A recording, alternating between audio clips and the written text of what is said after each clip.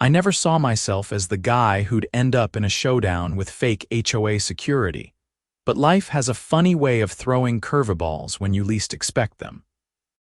The morning it all started was perfect crisp autumn air, clear blue skies, and the satisfying purr of my 1967 Shelby GT500 engine as I pulled it out of the garage for its monthly maintenance ritual. My name's Frank Wilson, and that car isn't just a vehicle, it's a legacy. My father spent 15 years restoring it before he passed, and I'd promised him I'd keep it immaculate. Which is why, when I saw two men in cheap security uniforms circling it with predatory interest while I was checking the oil, my blood instantly ran cold. "Sir, this vehicle is in violation of Oakwood Estates covenant regulations," the taller one announced, adjusting a badge that looked like something from a costume shop. "We're here to issue a citation and arrange for towing." I straightened up slowly, wiping my hands on a rag. "There must be some mistake. I've lived here for 5 years. We don't have an HOA." The shorter one, with a mustache that appeared to have been drawn on with a marker, stepped forward.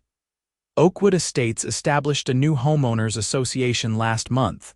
All residents received notification." He pulled out an official-looking clipboard. "Your vehicle violates Code 7.3 No Classic or Project Vehicles Visible from the Street." Something wasn't right. I'd received no notification, and neither had my neighbors as far as I knew. Plus, these guys didn't look like any legitimate security I'd ever encountered in my 15 years as a detective with the Portland Police Bureau. "Let me see some identification," I said, casually resting my hand near my hip where my badge was clipped to my jeans. I was off duty, but old habits die hard. "Sir, we need you to move aside. The tow truck is en route," the taller one said, taking an aggressive step toward me. "I don't think so," I replied, pulling out my detective's badge and holding it up. "Portland PD, now let's try this again. Identification." "Both of you?" The effect was immediate. The color drained from their faces and they froze like deer caught in headlights. The clipboard guy actually took 2 steps backward, bumping into my pristine Shelby's fender. "Careful with the car," I warned, my voice dropping an octave. "Now, who are you really and what's this about?" That confrontation was just the beginning of what would become the strangest case of my career, one that would uncover a web of neighborhood extortion, identity theft, and reveal that the most dangerous predators sometimes hide behind picket fences and garden gnomes. The two men exchanged nervous glances. The taller one, whose name tag read Mike, cleared his throat. "Look, we're just doing what we were told. We work for Elite Community Security." "Never heard of them," I said, pulling out my phone. "Don't move, I'm calling this in." "Wait." The mustache guy held up his hands. "We were hired by Pamela Sutton. She said she's the president of the new HOA." Pamela Sutton. The name hit me like a brick.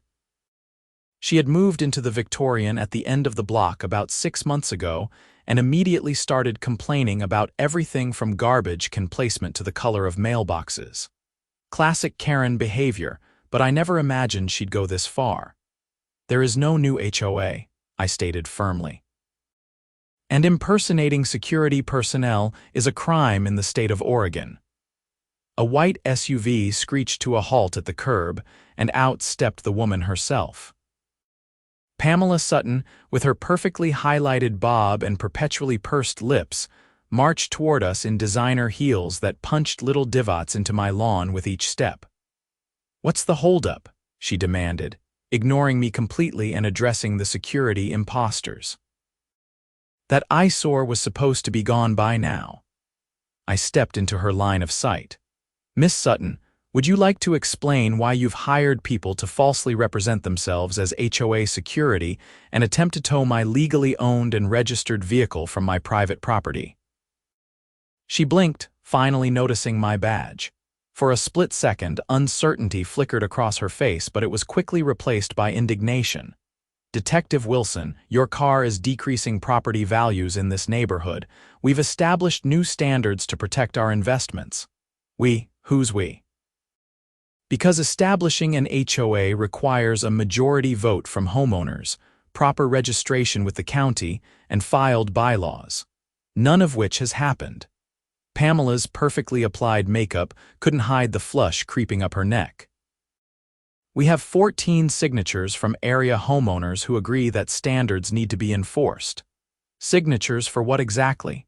Did you tell them they were forming an HOA, or did you just ask if they wanted the neighborhood to look nice? I pressed. The security guys were slowly backing toward their car, clearly sensing they'd been caught up in something illegal. I pointed at them without taking my eyes off Pamela. "Stay right there. We're all going to have a nice chat downtown." "This is ridiculous," Pamela huffed. "I'm trying to protect our community. By committing fraud, impersonation, attempted theft.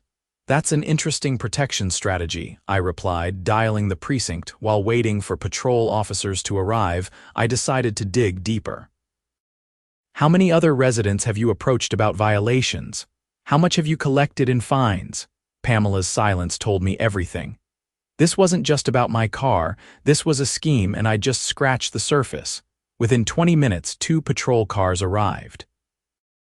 Officers Ramirez and Chen took statements while I explained the situation. The fake security guards, Mike Dorsett and Pete Gannon, admitted they'd been hired through a Craigslist ad and given fake badges. They'd been told they were working for a legitimate HOA and had already cited 7 other homeowners in the neighborhood, collecting over $2,000 in cash fines. As Pamela was being read her rights, my neighbor Thomas Nelson came hurrying across the street. "Frank, what's happening?" "Is that Pamela from Willow Drive?" "Tom, perfect timing," I said. "Did Pamela approach you about forming an HOA recently?" Tom looked confused. "She had me sign something, but it was about community garden funding.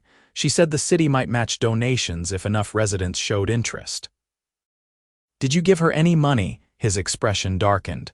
$300 for administrative fees. She said it would secure our spot in the program." Officer Chen looked up from her notepad. "We're going to need a statement from you, sir." As they loaded Pamela into the patrol car, she glared at me. "This isn't over, Wilson. This neighborhood needs standards, and that car is an eyesore." I leaned against my Shelby, admiring its perfect lines and immaculate paint job. "The only eyesore I see is being driven away in that patrol car." After everyone left, I called my partner, Tiffany Norton, to fill her in on what had happened at my house. "You're kidding," Tiffany said over the phone. "A fake HOA scam, that's a new one." "It gets better," I replied, pouring myself a much-needed coffee. "I just got off the phone with the district attorney. They found HOA letterhead, fake violation notices, and over $15,000 in cash at Pamela's house. She's been running this scam in 3 different neighborhoods." "So much for a quiet Sunday," Tiffany laughed. "Want me to come by?" "We can dig deeper into this Sutton woman." "Actually, yes. Something feels off about the whole thing. This is too organized for a random Karen with control issues." 2 hours later, Tiffany arrived with case files and takeout. We spread everything across my dining room table, creating an impromptu investigation board. Tiffany, ever efficient, had already pulled Pamela's background. Pamela Sutton, 47, moved here from Arizona 6 months ago. Before that, Florida, and before that, Virginia. Each stay lasting about 8–10 months, Tiffany read from her tablet. "No criminal record under this name, but what? The timing is interesting. Each move corresponds with local news reports of HOA disputes or community fraud investigations that never resulted in charges." I leaned back in my chair, processing. She's done this before, moves in, sets up a fake HOA, collects money, then disappears before anyone connects the dots. Exactly. And look at this. Tiffany slid a document across the table. Her house isn't even in her name. It's owned by a shell company called Evergreen Community Partners. My detective instincts were in full overdrive now. "We need to canvass the neighborhood, find everyone who paid her, and track where that money went." "Already on it," Tiffany nodded. "I've got uniforms going door to door right now." "But there's something else." "What?" Those security guys, they've worked for her before in Arizona. They claim they thought it was legitimate work, but their stories don't add up. I grabbed my keys. Let's go talk to them again. I think our fake HOA queen might be running a much bigger operation than we realized.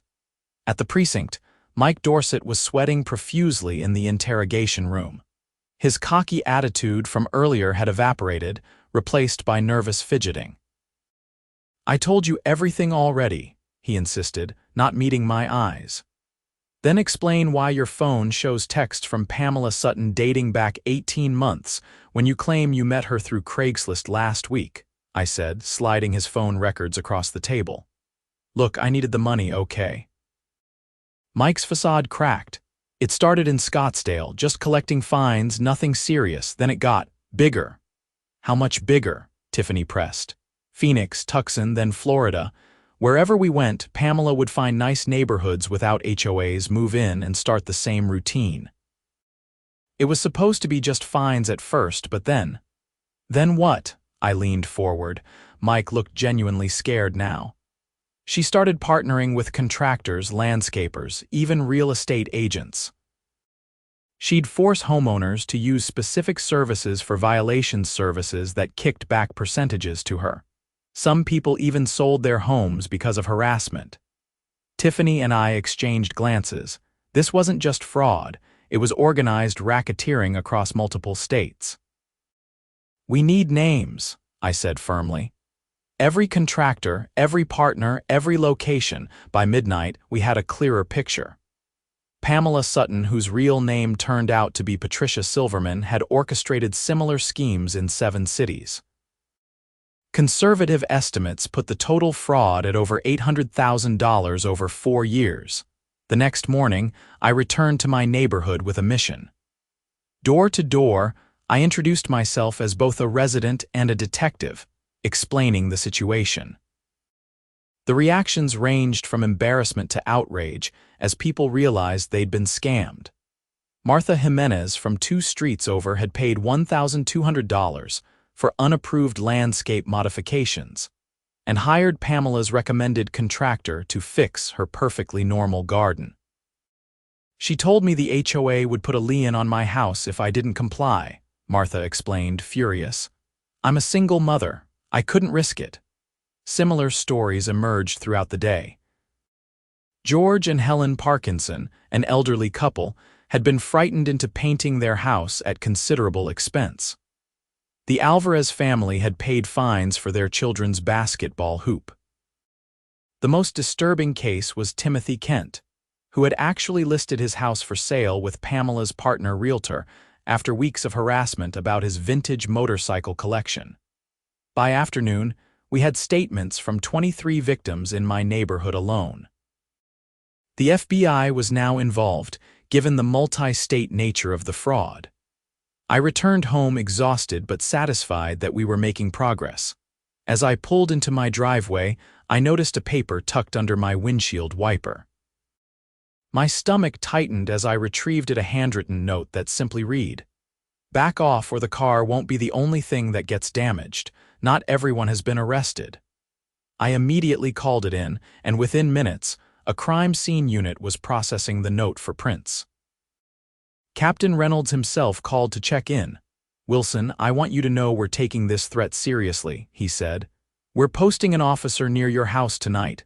"Thanks, Cap, but I can handle myself," I assured him. "It's not just about you." If Pamela has partners still out there, they might go after other witnesses too. "We're increasing patrols in your entire neighborhood." After they left, I carefully moved my Shelby into the garage and set up a discreet camera system. If anyone came for my car or me, they'd get a surprise. Sleep didn't come easily that night. Around 2 a.m., my security app alerted me to movement in the driveway. On my phone screen, I watched as a figure in dark clothing approached my garage, something metallic gleaming in hand. I silently made my way through the house, gun ready, and used the side door to circle behind the intruder. As they began trying to jimmy the garage door lock, I flipped on the exterior floods. "Police, drop what you're in your hand and put your hands where I can see them." The figure froze, then slowly raised their hands, dropping what appeared to be a pry bar. When they turned around, I was surprised to see not some hardened criminal, but a young woman who couldn't be more than 25. "On your knees, hands behind your head," I ordered, keeping my weapon trained on her. Officer Diaz, who was parked down the street, came running up with his weapon drawn. Within minutes, the woman was cuffed and in the back of his patrol car. She refused to speak initially, but by morning, she'd cracked. Her name was Vanessa Reed, a former real estate office assistant who had been recruited by Pamela to help with the administrative side of the fake HOA business. Her job had been document forgery, creating fake HOA bylaws, violation notices, and letterhead. "Pamela said you were going to ruin everything," Vanessa explained in the interrogation room. "She called me from jail and said if I took care of your car, she'd make sure I got my cut when this all blew over." "And you believed her?" Tiffany asked incredulously. Vanessa looked down. "You don't understand, it's not just Pamela. There are people above her, people who invest in these operations. They move from state to state, setting up these scams. I was just a small part of it. This revelation changed everything." What we thought was one woman's elaborate fraud scheme was potentially an organized criminal enterprise operating nationally. By the end of the week, our investigation had expanded dramatically. The FBI had identified similar operations in 12 states, all following the same playbook. Target affluent neighborhoods without existing HOAs, create fake ones, extort residents, partner with corrupt service providers, then move on before authorities caught on. The Bureau had been tracking similar cases, but hadn't connected them until our arrest of Pamela provided the missing link. The operation was nicknamed Covenant Criminals by the media, who were having a field day with the story of fake HOA enforcers being taken down by a detective protecting his classic car. Meanwhile, my neighborhood was coming together in an unexpected way. The Sunday after Pamela's arrest, Timothy Kent organized an impromptu block party. Neighbors who had barely spoken before were now united by their shared experience. "You know what's ironic?" Timothy said as we stood admiring my Shelby, which I'd brought out for the occasion. "Pamela kept saying we needed an HOA to build community, but it took bringing her down to actually make us feel like one." Martha Jimenez approached with a plate of empanadas. "We've been talking, Frank. We're thinking of starting a real neighborhood association, not an HOA with rules and fines, but just a way to stay connected and look out for each other." "I think that's a great idea," I said, accepting the plate gratefully. "As long as classic cars are welcome." "Are you kidding?" "That beauty is what saved us all," Timothy laughed, gesturing to the Shelby. As the party continued, I received a call from Captain Reynolds. "Wilson, you're not going to believe this. The FBI just raided an office in Chicago. They found documentation linking 23 fake HOA operations across the country to a single investment group. They've been using these scams to manipulate property values, force sales, and flip houses for profit." "How deep does this go?" I asked, moving away from the festivities for privacy. "Deep enough that the U.S. attorney is personally overseeing the case. Your Pamela Sutton is singing like a canary to get a deal. Turns out she was a mid-level operator who got a percentage of all collections." After hanging up, I rejoined the block party with a renewed sense of purpose. This case was far from over, but we'd uncovered something significant, a type of neighborhood fraud that had been flying under the radar for years. Over the next month, the investigation consumed most of my professional life. Tiffany and I traveled to 3 states to interview other victims and perpetrators. The scheme was more sophisticated than anyone initially realized, involving real estate manipulation, insurance fraud, and even mortgage scams. The mastermind behind it all was finally identified as Victor Chambers, a former real estate developer who had created a network of fake HOAs across the country. His goal wasn't just the immediate cash from fines, that was just the surface.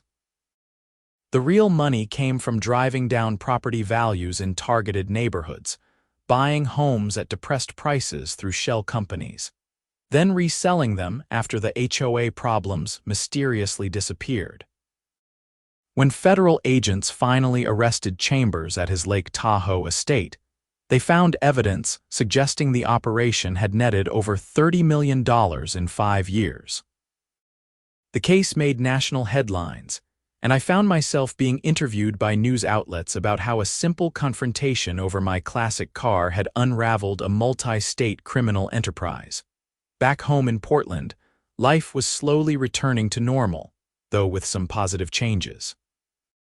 The newly formed Oakwood Neighborhood Association, specifically not an HOA, met monthly, focusing on community improvements and support rather than restrictions and fines. 6 months after the initial confrontation in my driveway, I pulled the Shelby out for a springtime drive. As I polished its chrome bumper, I noticed Timothy Kent walking over with a young man I didn't recognize. "Frank, this is my nephew, Ethan. He's studying criminal justice and couldn't stop talking about your case when he heard about it. I hope you don't mind me bringing him by to see the famous car." I extended my hand to the awestruck college student. "Nice to meet you, Ethan. Want to hear the whole story?" "Absolutely, sir," he nodded eagerly. "Well, it all started right here," I began, patting the Shelby's hood, "when 2 fake HOA security guards tried to tow my car." As I recounted the tale, I realized how much had changed because of that confrontation. 15 people were now facing federal charges. Hundreds of victims across the country had received restitution. Communities had been warned about similar scams. And it had all started because someone messed with my car. The following week, I testified at Pamela Sutton's sentencing hearing. She looked much different now, the designer clothes replaced by a prison jumpsuit, the perfect highlights grown out to show gray roots. When given the opportunity to speak, she actually apologized to me directly. "Detective Wilson, I want you to know that when I moved to your neighborhood, I was just following orders. I didn't create this scheme, but I participated in it, and I'm sorry for the distress I caused you and your neighbors." The judge was unmoved by her apparent remorse, sentencing her to 8 years in federal prison and ordering her to pay substantial restitution to her victims. Outside the courthouse, Tiffany joined me as reporters shouted questions. "Detective Wilson, do you have any advice for homeowners concerned about fake HOAs?" I considered the question seriously. "Know your rights. A legitimate HOA requires proper documentation, transparent leadership, and clear bylaws. If someone shows up demanding money without those things, ask questions and verify their authority. And when in doubt, call the police."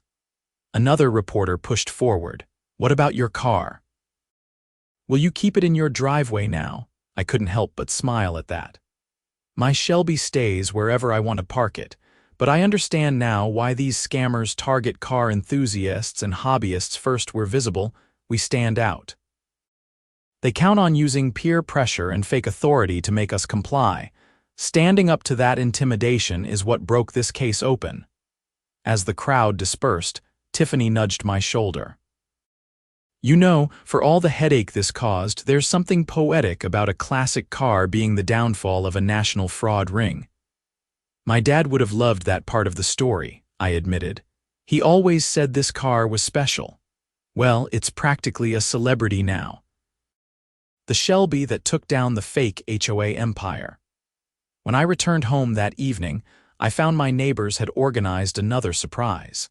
They had created a small commemorative plaque for my front yard that read, "Home of the car that saved our neighborhood, no HOA needed." I laughed at the gesture but was genuinely touched by the sentiment. After installing it near my mailbox, I spent the evening in my garage, giving the Shelby an extra thorough detailing. As I worked, I reflected on how this case had changed me. Before Pamela Sutton rolled into our lives, I had been something of a loner in the neighborhood. I knew a few names, waved politely when checking my mail, but largely kept to myself. Now, I couldn't go anywhere without stopping to chat with neighbors who had become friends through our shared ordeal. Timothy Kent and I had started a weekend car club that met in the community center parking lot. Martha Jimenez was teaching cooking classes to interested residents. The Parkinsons had organized a neighborhood watch program that actually worked, with residents looking out for each other rather than policing minor infractions. In a strange way, Pamela's attempt to create a restrictive, controlling environment had backfired spectacularly, creating instead a community based on mutual support and genuine connection. The investigation continued to have ripple effects across the country. Dozens of previously unconnected fraud cases were now being re-examined for links to Chambers' operation.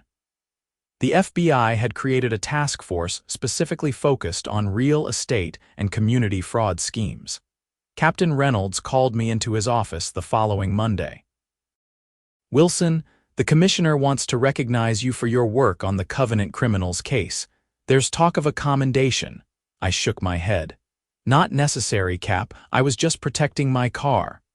"And in the process, you uncovered one of the most widespread fraud operations we've seen in years." "Take the win, Frank." He slid a file across his desk. "Besides, I think you'll find your next assignment interesting. We've identified 3 other neighborhoods in Portland with potential fake HOA activity. Different operators but similar tactics. The FBI wants you to head up a joint task force." I thumbed through the file, noting the similarities to our case complaints about aggressive HOA representatives, sudden rule changes, excessive fines, and pressure to use specific contractors. "When do I start?" I asked. "Tomorrow, and Wilson. Try not to park your Shelby at any of these locations during the investigation. We don't need you blowing your cover as the classic car detective." "No promises," I grinned. That evening, as I pulled into my driveway, I noticed a new family moving in across the street, into the house that had been vacant since the scandal broke. I walked over to introduce myself, automatically scanning their moving truck for any sign of hobbyist items that might have made them targets in the old days. "Hi there, I'm Frank Wilson. Welcome to the neighborhood." The man looked up from the box he was carrying. "Thanks. I'm Daniel Edwards, and that's my wife Melissa with our kids. We've heard great things about this area." "It's a good community," I said sincerely. "No HOA, but we look out for each other." Daniel laughed. "That's actually a selling point for us. Our last place had an HOA from hell, $500 fines for grass half an inch too tall, that sort of thing." "Well, you won't have that problem here," I assured him. "We had our own HOA troubles, but we sorted them out permanently." As I helped them unload a few boxes, I noticed Daniel eyeing my Shelby with appreciation. "Beautiful car," he said. "I've got a '72 Corvette I've been restoring. Been afraid to bring it out at our old place because of the HOA restrictions." I clapped him on the shoulder. "Bring it out here anytime. In fact, we have a car club that meets on Saturdays. You'd be welcome to join." After helping them get settled, I returned home and sat on my porch, watching as the streetlights came on and neighbors walked their dogs or chatted in front yards. It was a scene of normal suburban life, but I knew now how fragile such normality could be and how important it was to protect it. My phone buzzed with a text from Tiffany.